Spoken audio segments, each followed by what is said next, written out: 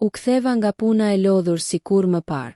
Ora ishte pak pas 7 të mbrëmjes dhe Tirana kishte atë zhurmën e zakonshme të orëve të pikut.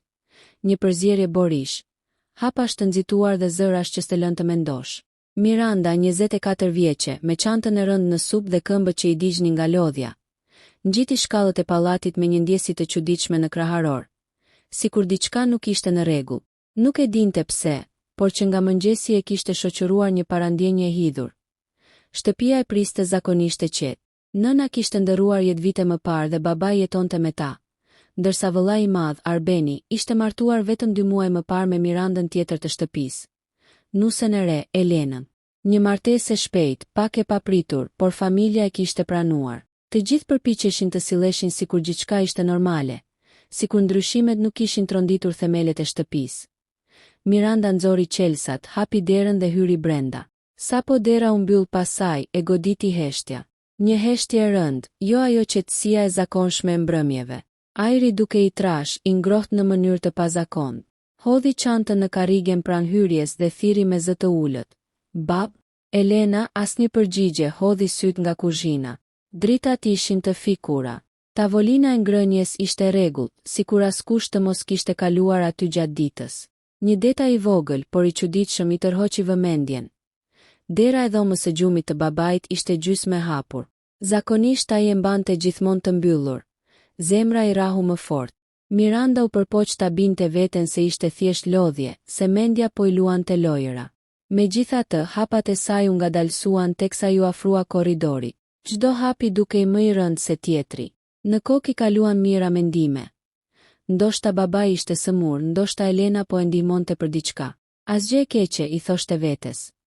Por kur ju afrua derës, dëgjoi një zhurmë të lehtë, një lëvizje që nuk i ngjante asnjë skene normale familjare. Ndali frymën. Dorën e vuri mbi dorez, hezitoi për një çast dhe më pas e shtyu derën. Pamja që ju shfaq para syve e shpoi si thik. Babai i saj ishte aty, dhe Elena gjithashtu. Nuk ishte nevoja për detaje, për gjeste apo fjalë. Mjaftonte mënyra si u ngrinte dy në vend, si u kthyen me fytyra të zbardhura nga frika dhe turpi. Koha u ndal. Mendja e Mirandës refuzoi të pranonte atë që shihte, sikur truri i saj të kërkonte me çdo kush një shpjegim tjetër. Çfarë është kjo? Zëri i doli i thyer, i huaj edhe për veten. Babai u ngrit në këmbë me nxitim, fytyra ishte zbehur dhe syt i dridheshin. Elena u mbështoll me çfarë gjeti pranë, duke shmangur shikimin e Mirandës. Asnjëri nuk fliste. Heshte u bë më rënd se çdo britm. Miranda, filloi babai, por fjala i mbeti në fyt. Ajo bëri një hap pas, sikur toka po i hape nën këmbë. Gjithçka që kishte njohur, çdo kujtim i fëmijërisë, çdo respekt për figurën e babait, u thye në atë çast. Ndiu një përzierje neverie, zemërimi dhe dhimbje që nuk e kishte përjetuar kurrë më parë. Mos flisni, tha ajo duke ngritur dorën. Ju lutem mos flisni, zëri i dridhej, por syti ishin mbushur me lot që refuzonin të binin. Nuk donte të qante aty, jo para tyre. U kthye dhe doli me vrap nga dhoma, korridori ju duki pafund. Mori çantën, hapi derën e shtëpisë dhe doli jashtë, pa e ditur se ku po shkonte. Shkallët i zbriti pothuajse duke u rrëzuar. Ajri i ftohtë mbrëmjes i goditi fytyrën, por nuk i solli lehtësim. U ul në shkallët e hyrjes së pallatit dhe mbështeti kokën në duar. Lotët shpërthyen më në fund, të nxehtë dhe të pakontrollueshëm. Në kokë i silleshin pyetje pa përgjigje. Sa kohë kishte që ndodhte kjo? Si kishte mundur babai i saj ta tradhtonte jo vetëm djalin, por edhe çdo parim që i kishte mësuar. Po Elena, nusja e re, ajo vajzë e qeshur që kishte hyrë në shtëpinë e tyre me premtime dhe buzëqeshje. Miranda ndjeu një dhimbje të thellë për vëllain e saj. Arbeni nuk ishte në shtëpi atë ditë. Ishte me shokët pas pune. Mendimi se ajo ishte e vetmja që e dinte të vërtetën e rëndonte si bar mbi shpinë. Çfarë duhej të bënte tani? Ti tregonte, të heshte, të ikte dhe të mos kthehej më. Telefoni i vibroi në xhep. E nxori me duar që i dridheshin. Ishte një mesazh nga Arbeni, po vonohem pak. A jeni mirë? Ekrani u turbullua nga lotët. Miranda e mbylli telefonin pa u përgjigjur. Nuk ishte gati. Nuk dinte as vetë çfarë ndjente, jo më të gjente fjalët për t'ia shpjeguar vëllait. Pas disa minutash u ngrit. E ndjeu se nuk mund të rinte aty. U largua në rrugë pa drejtim, me mendjen bosh dhe zemrën e coptuar. Çdo hap e largonte nga shtëpia, por jo nga e vërteta. Ajo e dinte se kjo ishte vetëm fillimi. Ajo që kishte parë nuk mund të fshihej, nuk mund të harrohej. Familja e saj nuk do të ishte kur me njëjtë. Dhe ndërsa errësira e mbulonte qytetin, Miranda kuptoi se jeta e saj sapo kishte marrë një kthes të pakthyeshme. Miranda ecën rrugëve të errta të qytetit. Këmbët i dridhen ende nga lodhja dhe nga tronditja e qastit që sapo kishte përjetuar. Çdo dritë prej dritares që shndrite mbi trotuar i dukej si një vështrim që e gjykohej. Mendja e saj ishte një kaos i vërtet. Çdo kujtim i fëmijërisë dhe rinisë, çdo bisedë me babain e saj, çdo moment i qetë i familjes, të gjitha tani dukeshin të rreme, sikur ajo shtëpi kur nuk ishte qenë e sigurt. Ajo ndjeu nevojën për të folur, për të nxjerrë jashtë gjithë këtë dhimbje. Por kujt? Shokëve të saj nuk mund t'u tregonte këtë. As Arbenit, sepse ai nuk ishte asgjë kundi afër. Dhe më e keqja, ajo nuk mund të kthehej sërish në shtëpi dhe të përballej me babain dhe Elenën. Të qëndrosh aty në një qati që tani duke e ndyrë dhe rreme ishte pamundur. Miranda ndaloi pra një parkimi të vogël të ndriçuar dobët. U ul mbi një stol të ftohtë, mbështeti fytyrën në duar dhe filloi të qante. Lotët nuk ishin vetëm nga tronditja. Ata ishin shprehja e një dhimbje të gjatë, të mbajtur fshehur për brenda.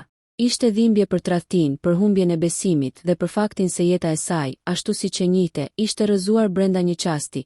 Mendimet e saj u kthyen tek Arbeni. Vëllai i saj i madh, i cili besonte tek babai i tyre, i cili tashmë do të dilte nga kjo botë e sigurt familjare me një plagë të thellë. Çfarë do të ndodhte kur të kthehej dhe të zbulonte të vërtetën? Miranda ndjeu një frikë të thellë për atë moment. Nuk donte ta shihte vëllain e saj të thyer, të mashtruar, të lodhur nga tradhtia e familjes. Por ndërkohë që u lëreti brenda vetes nga zemërimi dhe dëshpërimi, një pjesë e saj ndjeu një vendosmëri të çuditshme. Nuk mund të lejonte që kjo gjë të vazhdonte në heshtje. Ajo nuk mund të bëhej pjesë e fshehtësisë. Qoftë edhe nëse do ta shpërndante botën e saj në copza, ajo duhej të vepronte. Pas disa minutash Miranda ngriu. Një ide i lindi papritmas. Duhet të fliste me dikë që mund ta ndihmonte të përballonte këtë. Nuk ishte koha për të vepruar e vetme. Ajo kujtoi një miken e saj të ngushtë, Anën, e cila gjithmonë kishte një këshill të drejtë dhe një mënyrë për të qetësuar situata të ndërlikuara. Telefonoi me duar që ende i dridheshin. Ana mund të vijë tek ti, tha ajo me zë të dridhur, sigurisht, Miranda. Unë jam jashtë shtëpisë. E janë i shpejt, u përgjigj Ana, pa pritur shumë. Miranda mori çantën dhe u nis drejt shtëpisë së mikeshës së saj. Rrugët e qytetit ishin të qeta, por në mendjen e saj çdo hap ishte një betejë me emocione. Nuk kishte kuptim të mendonte për pasojat tani. E vetmja gjë e rëndësishme ishte të ndante dhimbjen, të shkonte tek dikush që mund ta ndihmonte të kuptonte se çfarë kishte ndodhur. Kur mbërriti tek shtëpia e Anës, ajo u prit me një përqafim të ngrohtë, i cili dha Mirandës ndjesinë se kishte akoma një vend ku mund të ndjehej e sigurt. Ajo rrëfeu gjithçka, nga momenti kur kishte parë babain dhe Elena, deri tek dhimbja dhe frika që ndihej për Arbenin. Ana e dëgjoi me kujdes, pa ndërprer, duke mbajtur dorën e saj dhe duke i thënë se nuk ishte faji i saj, se nuk kishte bërë asgjë të keqe. Miranda ndjeu një lehtësim të vogël, një ndjenjë se nuk ishte me vetme. Por brenda saj, ajo e dinte që sfida më e madhe ishte vetëm fillimi. Ajo duhej të përballej me babain, me Elenën dhe më së shumti të gjente një mënyrë për t'i treguar të vëllait të saj të vërtetën pa shkatëruar gjithçka. Ndërsa nata binte më thellë, Miranda qëndroi ulur tek Ana, duke folur, duke qarë dhe duke bërë plane për ditën e nesërme. E dinte që ajo nuk mund të shpëtonte nga e vërteta që do të vinte, por së paku tani kishte një aleat, dikë që mund t'i ndihmonte të përballonte pasojat. Një pjesë e saj dridhej nga frika, një pjesë tjetër ndihej e fuqishme. Miranda e kuptoi se jeta e saj kishte hyrë në një rrugë të re, plot me zgjedhje të vështira, por që ajo nuk mund t'i shmangej. Dhe ndërsa nata i përkëdhelte fytyrën me erën e ftohtë, ajo mendoi me një vendosmëri të re. Nuk do të lejonte që tradhtia të fitonte. Dita e nesërme erdhi e ftohtë dhe me diell të dobët dimri. Miranda u zgjua me një ndjesi të çuditshme në stomak, një kombinim mes frikës, zemërimit dhe vendosmërisë. Ajo e dinte që nuk mund të qëndronte më larg nga shtëpia. E vërteta po e kërkonte. Çdo orë që kalonte, mendimi për babain dhe Elena në atë dhomë të mbyllur e gjakoste brenda saj. Ajo vendosi të shkonte për të bërë një plan të kujdesshëm. Nuk mund të nxitohej, nuk mund të fliste e të thoshte gjithçka pa menduar për pasojat. Arbeni duhej të mos e merrte vesh në mënyrë të keqe. Dhe ajo nuk mund të humbiste kontrollin e situatës. Miranda shkroi një listë të shkurtër, 1. Flas me babain e saj, pa akuzuar me njëherë 2. Kuptoj motivin dhe situatën e Elenas 3. Vendos kufi dhe kërkoj shpjegime 4. Planifikoj mënyrën për t'ia thënë Arbenit të vërtetën, në mënyrë që të mos thyhet përfundimisht. Miranda e ndjeu tensionin të shtohej ndërsa afrohej tek shtëpia. Çdo hap i saj nëpër korridorin e pallatit ishte si një ecuri mbi akull të hollë. Çdo moment mund të thyhej dhe gjithçka mund të shpërthente. Ajo u ndal para derës, mori frymë thellë dhe e shtyu. Babai ishte në kuzhinë duke bërë çaj. Kur e pa Mirandën, fytyra i u ndryshua menjëherë. Ai e dinte që ajo kishte parë gjithçka. Miranda, filloi ai, por ajo ngriti dorën. Nuk dua justifikime tani, bab. Dua të kuptoj pse. Zëri i saj ishte i qetë, por i prerë. Babai u ul përballë, duke i mbajtur duart. Ai përpiqej të gjente fjalët e duhura, por mendja e tij duke e ngrirë. Nuk ishte e duhura, tha më në fund. Nuk di si ndodhi. Të lutem, më beso se nuk e kuptoj vetë. Nuk është vetëm ajo çfarë ndodhi, bab. Është gjithçka që ndodhi pas kësaj. Elena, pse? Miranda nuk mund ta fshehë emocionin, por përpiqej të mos lejonte që lotët ta kontrollonin. Babai u përkul mbi tavolinë dhe filloi të rrëfej. Ndjenja e vetmisë pas humbjes së nënës së saj, presioni emocional dhe një kombinim gabimesh që e çuan deri tek ai moment. Ai nuk e justifikonte, por donte që Miranda të kuptonte se gjithçka ishte e përzier dhe komplekse. Miranda dëgjoi me kujdes, duke i ndarë fjalët e tij në pjesë. Ajo ndjeu zemërimin të ulur brenda saj, por edhe një farë dëmshurie. Ishte një përzierje e çuditshme emocionesh, por një gjë ishte e qartë. Ajo nuk mund të lejonte që kjo të vazhdonte pa marrë një vendim. Duhet të flas me Arbenin, tha ajo me vendosmëri. Ai meriton të di gjithçka, por në mënyrë të drejtë. Nuk mund ta lëm të shkatërohet nga fshehtësitë. Babai e shikoi me sytë e njomur. Ai e dinte që Miranda kishte të drejtë, po pranoi ai. Është koha. Të vërtetën nuk mund ta fshehim më në atë moment. Miranda ndjeu një lloj lehtësimi. E vërteta do të dilte, edhe pse do të ishte e dhimbshme. Ajo kishte filluar të marrë kontrollin mbi situatën, të vendoste kufi dhe të përballej me pasojat. Ndërsa rinin aty duke shikuar njëri tjetrin në heshtje, Miranda e kuptoi një gjë. Ajo nuk ishte më njëjta vajzë që kishte hyrë në shtëpi dje. Një pjesë e saj kishte ndryshuar përgjithmonë. Dhe ajo e dinte që, pavarësisht dhimbjes dhe tronditjes, kishte forcën të përballonte çdo gjë që do të vinte më pas. Miranda dhe babai u ulën për një moment në heshtje, duke përjetuar atë qetësi të çuditshme pas shpërthimit të ditës së kaluar. Por heshtja nuk zgjati shumë. Miranda e dinte se sfida më e madhe po afrohej. Duhej të fliste me Arbenin, vëllain e saj të madh, dhe të gjeni një mënyrë për ta përballuar të vërtetën së bashku. Ajo shkoi në dhomën e saj dhe mori ditarin, një vend ku gjithmonë kishte shprehur mendimet dhe emocionet e saj më të thella. Aty shkroi çdo ndjesi që kishte përjetuar gjatë natës dhe përpjekjet për të kuptuar babain dhe Elenën. Një pjesë e saj kishte nevojë të shkruante çdo gjë për të mos humbur kontrolli. Fjalët rridhnin si një lum i pakontrolluar. Dhimbja, zemërimi, tronditja dhe vendosmëria shkonin dorë për dore në faqe. Pastaj Miranda vendosi të përballej me Elenën. Nuk kishte më kuptim të shmangte situatën. Ajo i dërgoi një mesazh të qartë: duhet të flasim. Sot, nuk ka rrugë tjetër. Elen, e cila kishte kuptuar se fshehtësia nuk mund të vazhdonte, pranoi. Ato u takuan në një kafene të vogël pranë shtëpisë. Miranda ul përballë dhe për herë të parë pa Elenën, pa maskën e buzëqeshjes dhe pa pretekstet e zakonshme. Ishte një moment i vërtet, i papërpunuar dhe i rëndësishëm. Miranda, filloi Elena, duke u përpjekur të gjejë fjalët e duhura. Nuk e dija si do të ndodhte kështu. Nuk e kisha planifikuar, nuk ka justifikim, ndërpreu Miranda, por zëri i saj nuk ishte i prerë. Ishte më shumë i dhimbshëm. Nuk është vetëm çështja e çfarë ndodhi, por si do të vazhdojmë tani. Arbeni nuk duhet të thyhet nga kjo. Elen ul kokën dhe pranoi. Ishte e qartë se ajo po ndjente pendes. Por Miranda e dinte që pendesa vetëm nuk mjaftonte. Duhej të kishte një plan për të përballuar pasojat, dhe ajo ishte gati të ndërmerrte këtë hap. Miranda vendosi të fliste me Arbenin më vonë gjatë ditës. Ishte një vendim i vështirë, por i domosdoshëm. Ajo nuk donte të shkatëronte vëllain e saj, por nuk mund të qëndronte më në heshtje. Të vërtetën duhej ta thoshte me kujdes, duke mbrojtur sa më shumë ndjenjat e tij, por duke qenë e qartë dhe e prerë për atë që kishte ndodhur. Pas takimit me Elenën, Miranda u kthye në shtëpi dhe e gjeti babain duke bërë çaj përsëri. Një heshtje e rëndë mbuloi dhomën. Ata nuk flisnin shumë, por një gjë ishte e qartë. Asgjë nuk do të ishte më si më parë. Çdo vendim që do të merrnin tani do të përcaktonte fatin e familjes. Të nesërmen, tha babai, duhet të flasim me Arbenin. Të tregojmë gjithçka, hap pas hapi, pa e lënë të ndihet i tradhtuar. Vetëm kështu mund të kemi një shans të shpëtojmë atë që mbetet nga familja jonë. Miranda e dinte që do të ishte e vështirë, por për herë të parë që nga momenti i parë i tronditjes, ajo ndjeu një ndjesi të brendshme fuqie.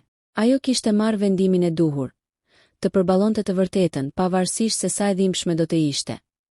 Ndërsa nata binte mbi qytet, Miranda ushtri në shtrat, mendimet e saj ishin të qarta.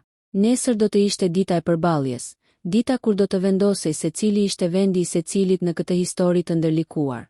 Dhe ajo ishte gati. Dita e përballjes kishte mbërritur. Miranda u zgjua herët, me një ndjesi të çuditshme midis frikës dhe vendosmërisë.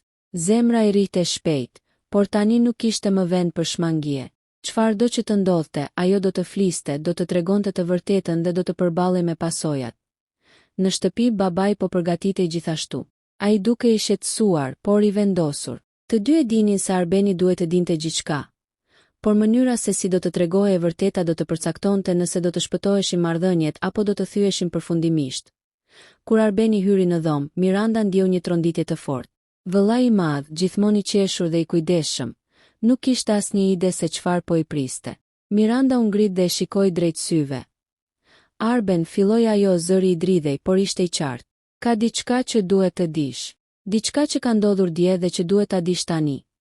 Arbeni u ngrit në këmbë, fytyra e tij u errësua dhe një ndjesje pasigurisë u përhap trupit. Çfarë ka ndodhur? Pyeti ai, pa e kuptuar ende. Miranda shpjegoi gjithçka, hap pas hapi. Babai pranoi gjithçka, duke u përpjekur të tregojë arsye dhe gabimet, ndërsa Elena pranoi pendesën e saj. Arbeni dëgjoi me heshtje, fillimisht i tronditur dhe i zemëruar. Pastaj duke u përpjekur të kuptonte motivet dhe ndjenjat e secilit. Ishte një proces i dhimbshëm, por i domosdoshëm. Kur e vërteta u shpalos, Arbeni u përball me emocione të përziera. Zemërim, dhimbje, por edhe një farë lehtësimi. Ai e kuptoi që fshehtësitë dhe tradhtitë e fshehura nuk mund të zgjidhnin situatën, dhe që tashmë ata duhet të përballeshin si një familje e vërtetë, edhe nëse plagët do të mbeteshin. Pas bisedës, një qetësi e çuditshme mbuloi dhomën. Nuk ishte një qetësi e lumtur, por një qetësi e pranimit. Çdo gjë kishte dalë në dritë dhe tani mund të filloni rrugën e rikthimit dhe të riparimit. Miranda ndjeu një lehtësim të thellë brenda vetes. Ajo e dinte që sfida nuk ishte mbaruar, marrëdhëniet do të duhej të rindërtoheshin, besimi të rikuperohej dhe plagët të shëroheshin. Por për herë të parë që nga momenti i parë i tronditjes, ajo ndjeu fuqinë e vetbesimit dhe vendosmërisë. Babai e shikoi dhe e përqafoi ngrohtësisht. Elena, me pendes, tha një falje të heshtur. Arbeni, duke e kuptuar dhimbjen dhe njerëzillëkun e situatës, ngriti supet dhe tha me një zë të fortë. Do të na duhet kohë, por do të përpiqemi. Së paku tani e dim të vërtetën. Miranda buzëqeshi lehtë. Ishte një fillim i ri, një rrugë e gjatë dhe e vështirë prisnin, por ajo e dinte që me vendosmëri, komunikim dhe ndershmëri, çdo plagë mund të fillonte të shërohej. Dhe kështu ndërsa nata binte mbi shtëpinë e tyre, një ndjesje e re shtrihej mbi familjen. E vërteta, edhe pse e dhimbshme, mund të ishte ura që i bashkonte përsëri. Miranda e kuptoi se herët avon, çdo e vërtetë e fshehur duhet të dalë në dritë. Dhe forca nuk matet nga ato që fsheh, por nga mënyra se si përballon pasoja.